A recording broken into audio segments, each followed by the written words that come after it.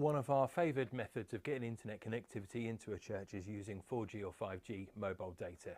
Now, in urban areas where 5G is present, that's great, but in a lot of cases, in rural scenarios, the 5G signal doesn't exist. Now, that's because 4G signals tend to travel further, and so the service providers use them because they have to have less infrastructure around the countryside. Now, most churches will be able to pick up a 4G signal from one of the four main service providers. We have wholesale relationships with all four of those, so we can provide unlimited data SIMs for use in this scenario. Now, the way we go about doing this is by using an external antenna.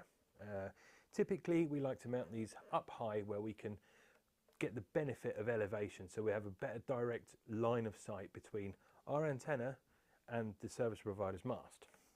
Now, these are directional antennas. What that means is that the beam pattern coming out of them goes in a straighter line, so that allows us to aim it straight at the mobile service provider's mast. We can send a stronger signal, we can receive a stronger signal, we get more throughput that way. Now, this is an example of an external antenna. It's one of the older models. The newer ones tend to be rectangular in shape. They're fairly discreet, and we mount these typically on top of the tower, usually on an aluminium pole inside the crenellations, fixed to the stonework using DAC approved plastic fixings and non-ferrous screws.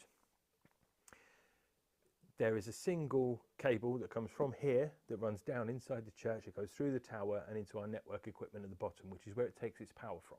So you don't need to have any power at the top of the tower. It's all fed by that one single cable. And what that does is it allows us to receive a mobile signal, convert that into Wi-Fi and redistribute that inside the church.